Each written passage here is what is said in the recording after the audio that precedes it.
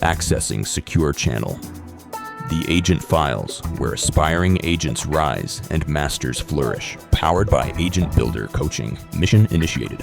File loading. Hi there, this is Peter Fan at Agent Builder Coaching.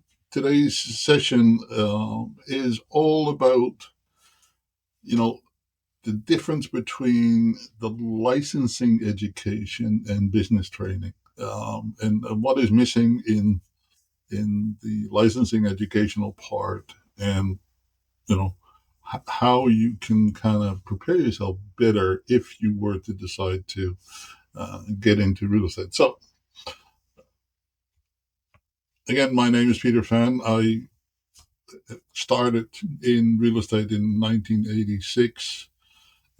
Did some transactions before I was licensed, and then decided, I can do this without a license. Maybe I should become licensed. And 38 years later, I'm still here, having taught, trained, and worked with literally thousands of real estate agents. So, without further ado, if you are still thinking about considering taking on real estate as a profession, as a career, as a business, you're in the right place. We're going to, throughout these series of podcasts, cover all of the aspects of, getting licensed, the good, the bad, the indifferent, what it takes, what it doesn't take, and take a lot of the mystery, a lot of the uncertainty away for you, because at some point in time or another, you need to make that decision whether this makes sense or not. And for many people that have gone through the experience of doing some research and then deciding to pursue a career in real estate, one of the most common things that we hear after the fact is that I wish I had known.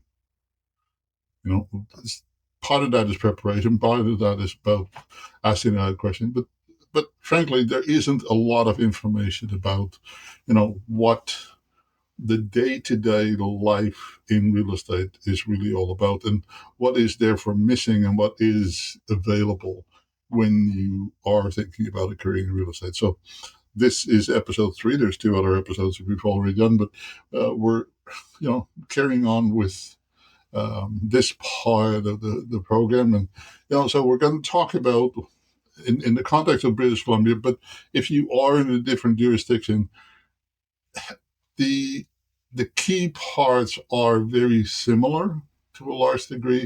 Of course, the details of the education is different from province to province. The business part, very little difference, to be honest with you, very little difference, if any. But, as far as the licensing requirements and how you get from A to B to C, if you are in a different province, then make sure that you get the correct information from the provincial regulator. Okay. That's just kind of how that works. Okay. So what we're going to cover is the BC licensing requirements to some degree. Not going to go into super detail, but you'll get a good idea of what it will take. Then we're going to talk a little bit about what is missing, really the parts that they don't teach you in real estate school and that are important enough for you to really spend time on. Part of which we're going to cover in the rest of the course as well, because that's really some of the key parts that we find people, those that are aspiring to become realtors, are missing before they can make basically an informed decision.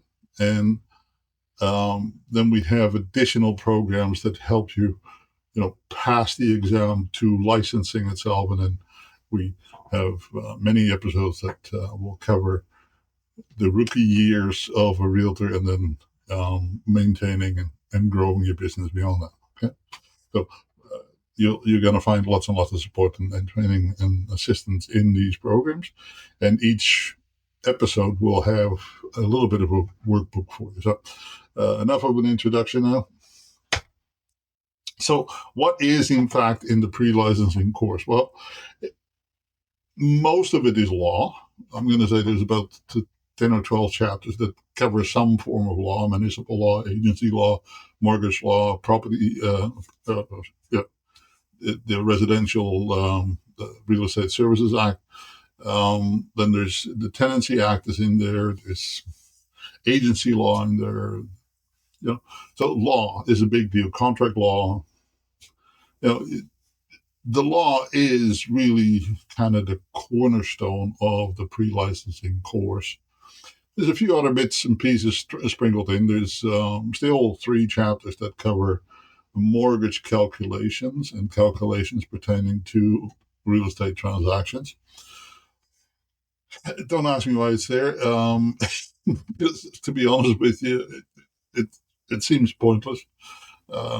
Everybody has computers and calculators, so that trying to figure out how much of a mortgage payment people are making, it doesn't need to require some sort of a silly calculator that you have to do all kinds of conversions in, but it's part of the course. And about the only logic that I can find for that makes any kind of sense is that what BCFSA, the regulator, is trying to do is throw some hurdles at you and then see whether or not you can overcome challenges. And if that was the intent, or that is the intent, then I guess they succeed at it, because the steps of using the calculator are exactly that. They're steps. You don't want to figure it out. You just want to follow the steps. And if you kind of do that, then you'll pass that part. Now, there's 2 parts to the course. They call it the pre-licensing course and the applied practice course. You have to complete the pre-licensing course. It's 26 chapters, 20 assignments. You can kind of, if you're really good and really dedicated, you can speed it up a little bit. You can do upwards to a max of 2 assignments per week, which would then take you about 10 to 12 weeks. And then, of course, you have to register for the exam and so on and so forth. There's quite a bit of material there. The book is quite thick.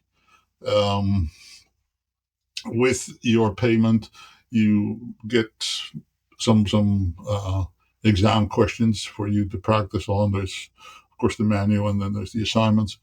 So you do get access to a bit of a resources site at UBC, and then there is kind of a support group where there's some lecturers that also pipe into any kind of conversation and dialogue. So there is some support there, but again, it is strictly focused on the course, the pre-licensing course.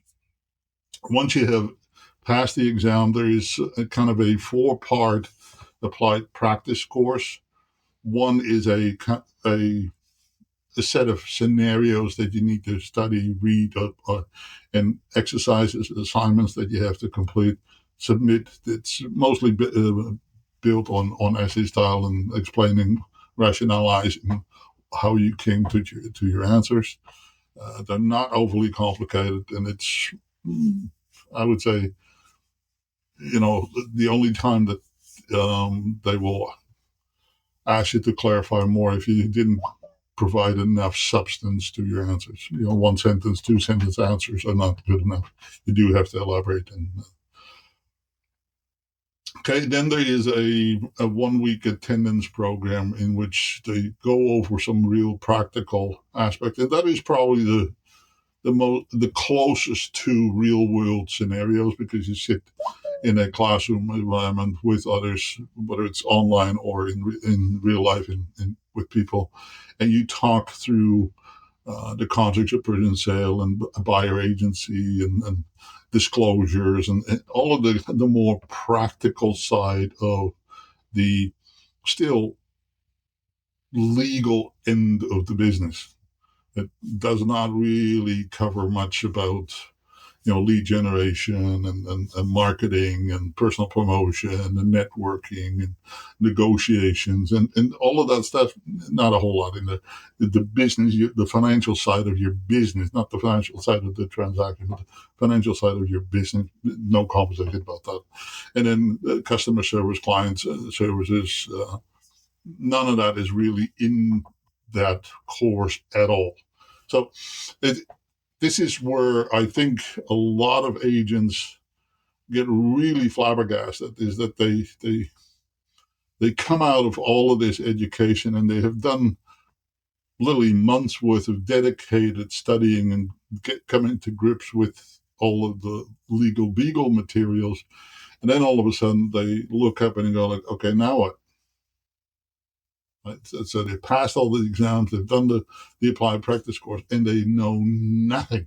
And I mean nothing about the business of real estate because there is no material that covers any of that stuff. So that is really the part where we think you need to spend as much time as you can afford while not ignoring the pre-licensing course, but understanding the business of real estate and the business in general, right, is key. And by the way, understanding business in any profession, if you want to start your own business in anything, whether it's a plumber or a mechanic or a farmer, or you can be the greatest farmer in the world, but if you don't know how to get your product to market and get it sold to the market, right, you're going to go broke.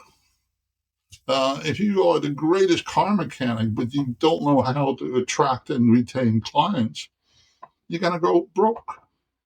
Right? If you want to start a corner store and you have great products and you sell wonderful stuff, but you have terrible customer service, you're still going to go broke. Right? So all of these parts are key to, building, growing, and really making a business, your business, successful. Right? So a lot of that comes down to you having a clear understanding what that means and what that entails sooner rather than later, so that you can start thinking about how you're going to put that together as a bundle of expertise that you either need to have yourself, or you need to surround yourself with services, resources, supports, a team, maybe not a team as in you become part of a team, but a group of people from which you can draw the knowledge and the skills so that you can get all of the business covered, right? From lead generation to marketing to internet stuff to the administrative work, the customer service part, the transactional stuff. Each and every real estate transaction will take upwards of about 300 steps to complete. So, and that's the actual transactional part, right? Much of that has little to do with after sale client services and so on and so forth. So there's many aspects to this business that the pre-licensing course doesn't really talk about, and actually not a lot of books talk about early on until you get licensed. And there are some really good books, and you'll find some resources in the materials that will help you in that regard. Okay. Okay. I hope that makes some sort of sense. And um, when we talk about, or when we talk about the false confidence trap, um, it comes down to people passing the exams and passing the course and shining at the course, but are clueless about the business of real estate, and therefore look up for the first time and say, okay, now I passed this course with flying colors and got great marks. Where are all these clients that are waiting for my services? Yeah, that's not going to happen that way. Okay? Because the reality of the business is way different from all that academic stuff. Okay? To tell you a little bit more about that part, and it's a kind of the chemistry, the mechanics, the day-to-day relationships in real estate are a little bit different. Like I said before, this is your business, very much your business, but you work under the umbrella of a real estate brokerage, right? One of the requirements of the Real Estate Services Act is that you are licensed through a brokerage, a real estate company. Now, you're not an employee, you're under a contract, independent contractor status. And that changes the dynamic quite dramatically in the sense that there's really in the brokerages rarely anybody or any type of setup that says, this is how you do it, where to do it, what to do, when to do it, why to do it. Okay. They may have a boot camp, they may have some training, and that will give you the functionary bits and pieces.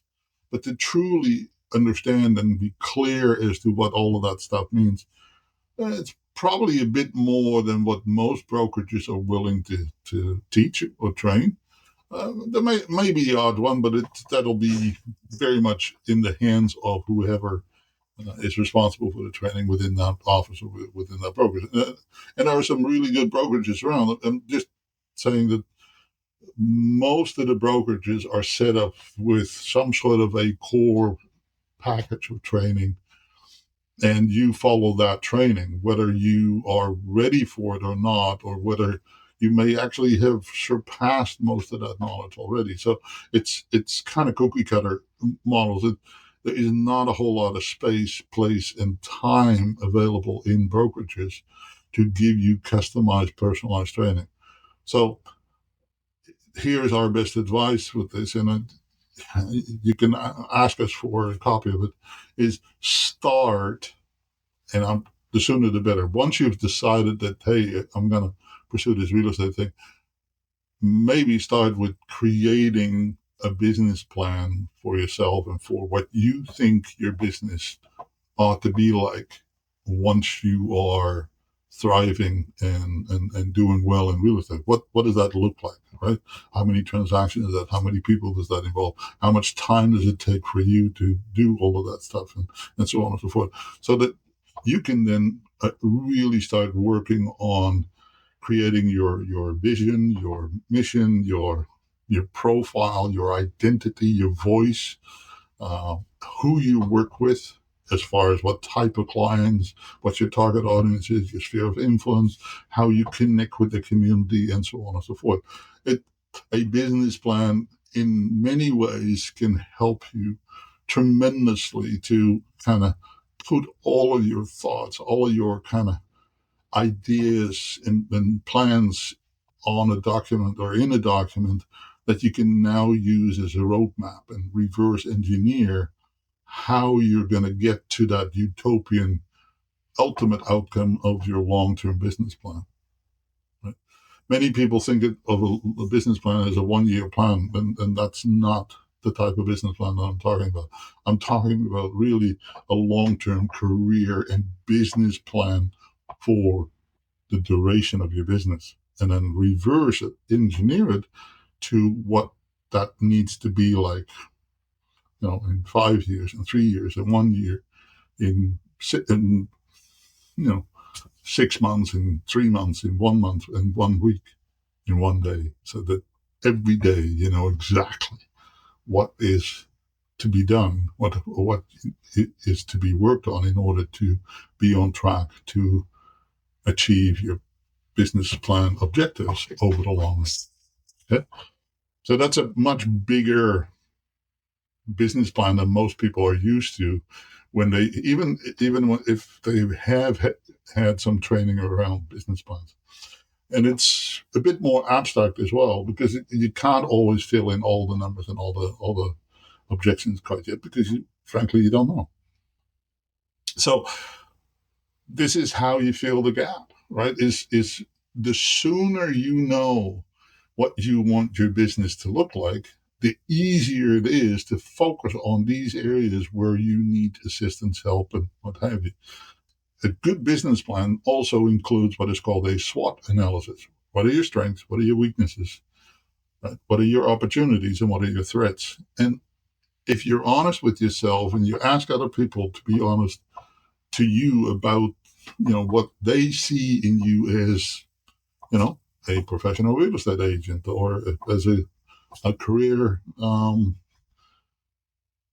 and dedicated professional in this business. What do they see as your strengths and weaknesses? What the opportunities are and what the threats are, so that you can then surround yourself where you're the weakest with other people that can help you, that can assist you, that can teach you and train you, or can actually do the work for you in a legal and compliant manner, of course, right?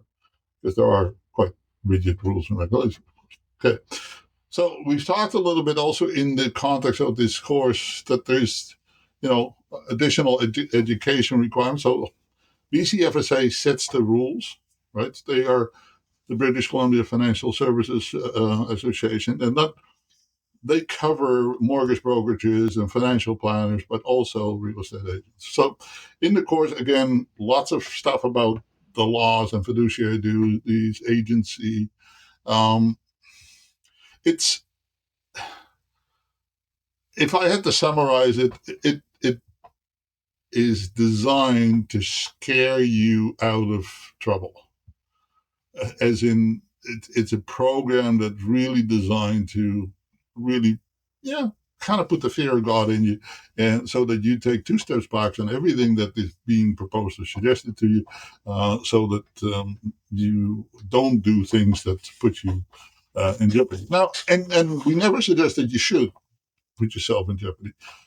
Inevitably, I've worked with so many new and newer agents. Inevitably, there's people that will never go anywhere near, where the boundaries of the rules and the regulations are, and that's fine. That's great, right? They will prevent problems all the time.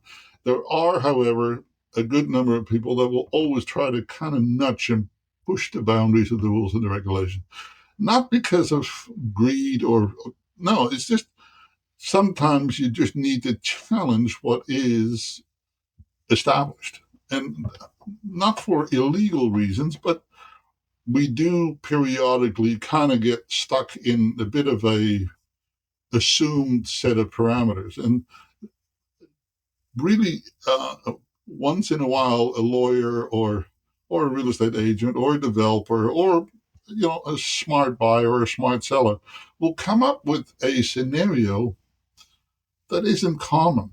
That doesn't mean it's illegal, just it's not common. And periodically you will find that whatever we have been taught has not really ever thought about that particular situation and that particular scenario. So, yes, stay on the safe side of where the rules, the regulations, where the laws are, but also allow yourself to challenge those rules and regulations once in a while, not to breach them, but to make sure that whatever you are faced with is actually part of these rules, is part of these laws. And if it's not, then what are the opportunities? What are the ways that you can serve your client and be well within the law? And so therefore you can protect your client and the ideal outcome. Okay. The course is pretty good in scaring people, for sure. I wouldn't say that it's the mandate, but it's certainly there. So as the saying goes there, licensing teaches you how not to get sued. It does not teach you how to succeed. Okay. So it's keep in mind the mandate of BCFSA and most of the regulators is that you know they the rules and regulations, the laws are there to protect the public. What they fail to say is that those rules and regulations and laws are there to protect the public from us, the real estate agent. That's how the regulator views it. Okay, it's not how it really plays out most of the time, but because we are actually a very, very, very safe industry from an insurance perspective. If you were a lawyer, a doctor, a dentist, their errors and emissions insurance in coverage goes through the roof.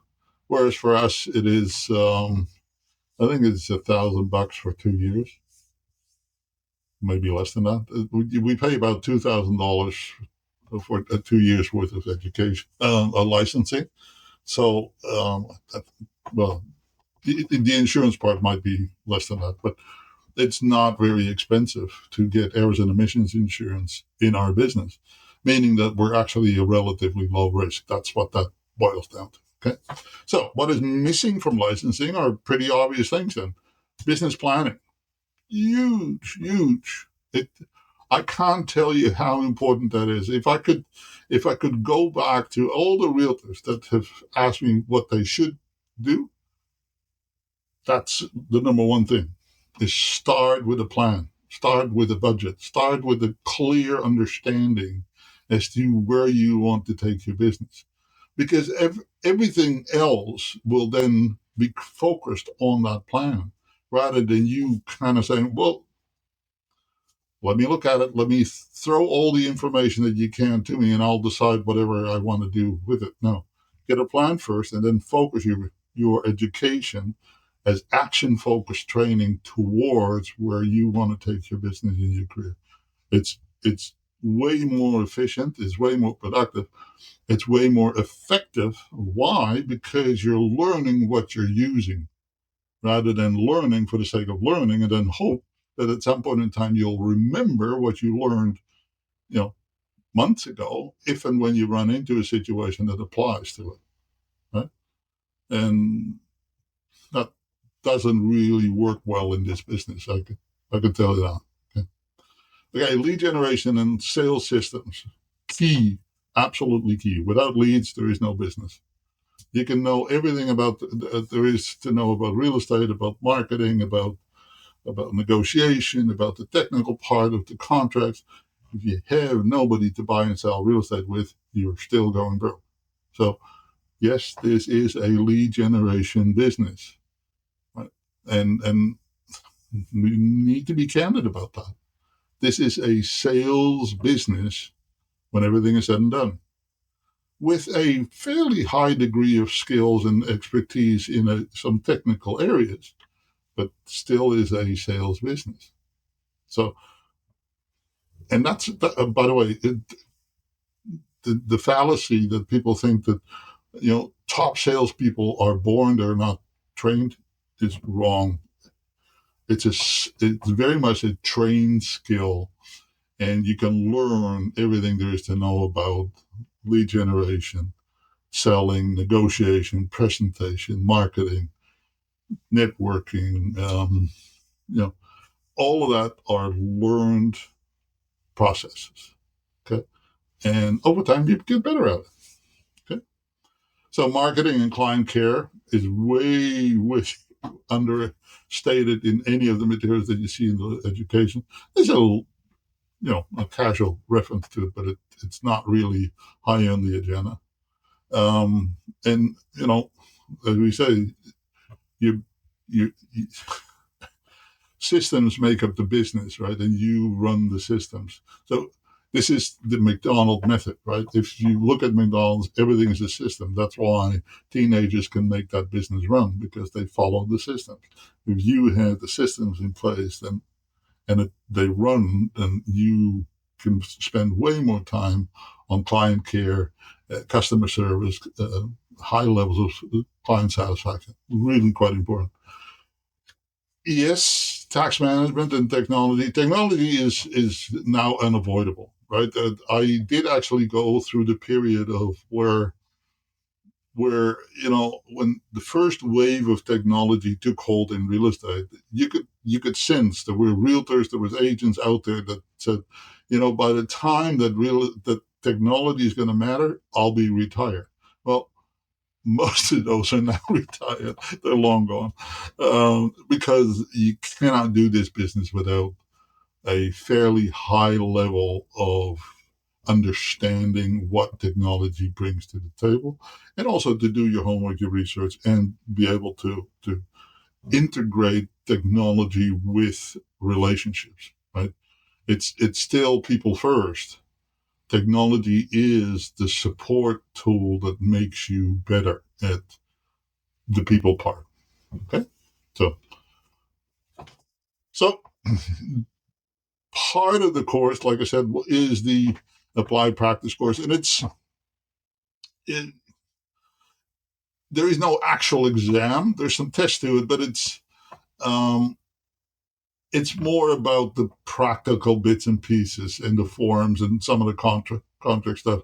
So it is certainly helpful, way more helpful in a day-to-day real life scenario. And The last two components of the applied practice course you actually complete once you're already licensed. It's what they call then a limited licensing. So if you do not complete those last two components in the timely fashion that you have to, then you lose your license. But the first two are still prerequisites to you getting your initial license. Okay. And like I said, these first two parts are some real life scenarios that you need to work through and then give your observations.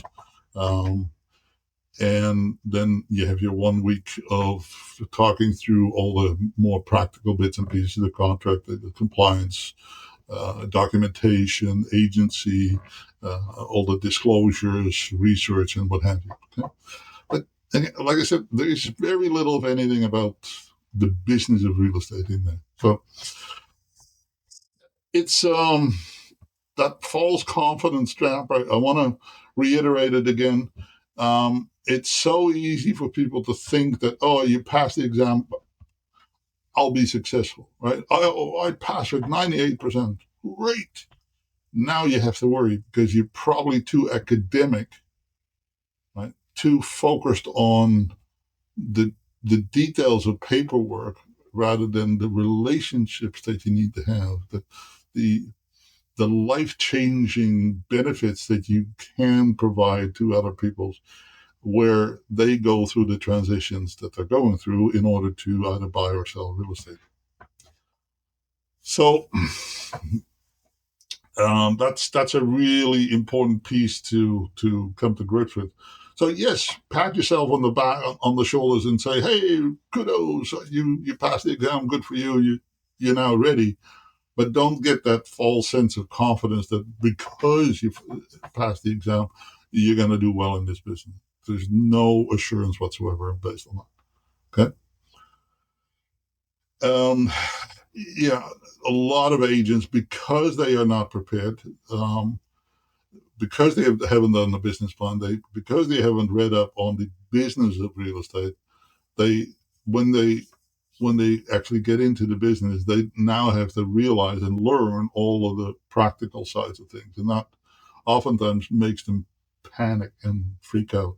So then they feel, oh, I need to generate business, generate business, generate business, and they go and do stuff. So 1 week it's open houses, then it's for sale by owners, then the week after it's expired listings, and that doesn't work, right? You've heard me say in previous episodes, it's about discipline and consistency. Discipline and consistency. If you use a proper business plan, your business plan will tell you what to focus on, where to focus, what to do, what not to do, what you need to learn more about, how do you need to put systems in place, where you feel your strongest opportunities will show up. Right? Then you build the systems, and the implementation around that. Then you get in touch with people and start connecting with them and building relationships in which you hope to add value to their lives. In that process, you will find uh, a much more sustainable model. And because it's a system, it's repeatable. So then the moment that you start getting results and get busier, then you can start delegating the pieces that may not put you front and center in front of people, and so that you can spend more time with people. Right? And by the way, it's rare, very rare, that knowledge is the key factor in your success in business. It's implementation, it's relationships, it's connecting with people, it's adding value to their life, right? Now, does that take a little bit of knowledge? Yeah, absolutely. But it's in the good old bad old days, if you went into a law firm, one of the largest amount of space was dedicated to the resources library. Why? Because nobody had all the information at their fingertips.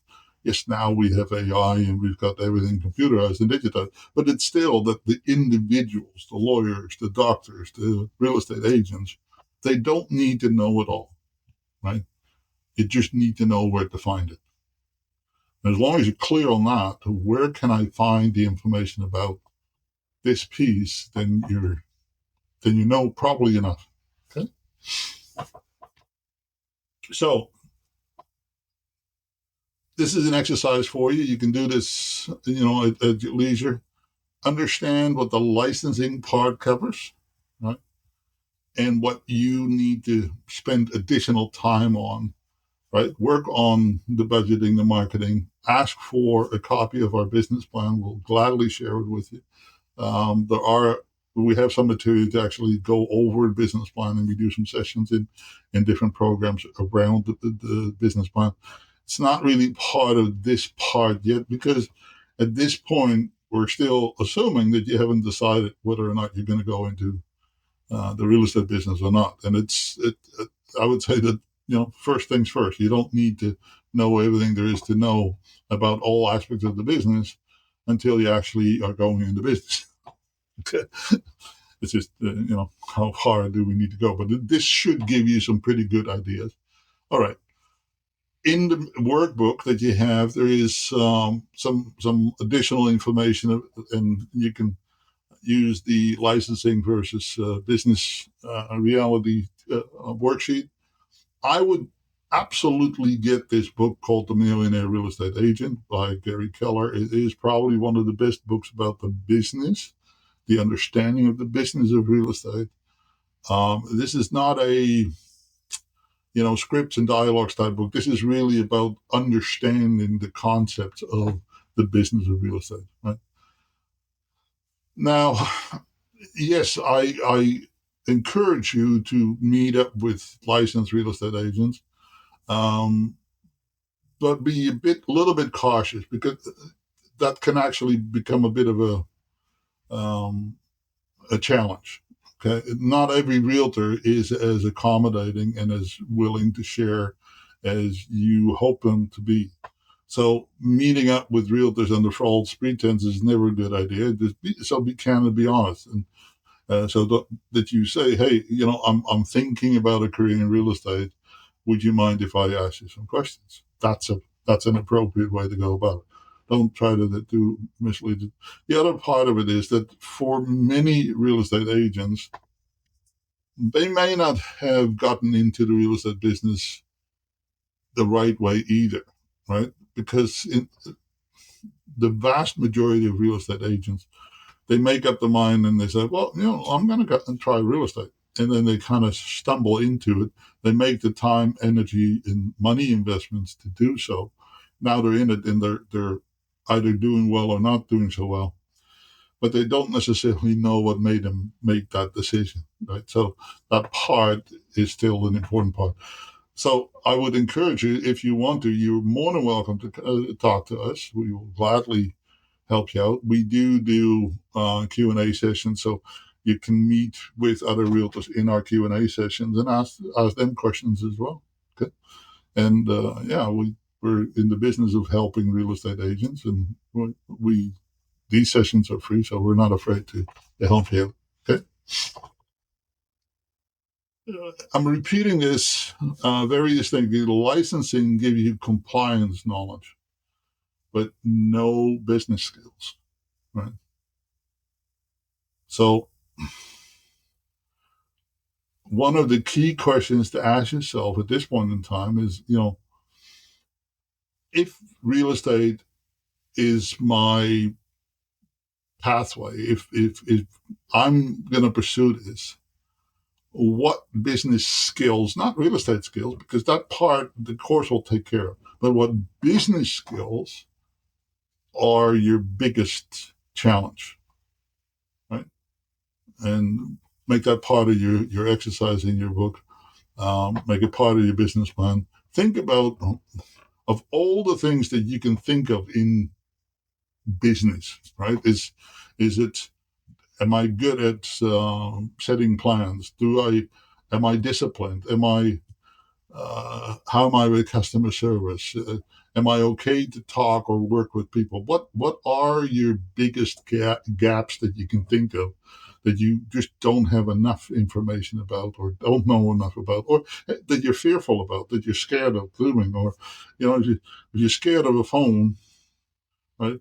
Being in real estate becomes a bit of a challenge, right? Because so much of what we do involves we now call them mobile devices, but phone calls, but text messages, emails, interacting with people online and offline through technology and through technology means. So it's important that you get comfortable with that. Right? For many people today, still, real estate wasn't their first career. They came from a different career.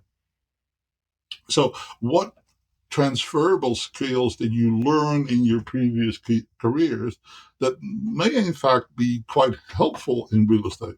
Okay. Or what gaps were there in your previous career that you should have, ought to have, could have learned more about and would have helped you in your previous career? They might also apply in your real estate career. Okay.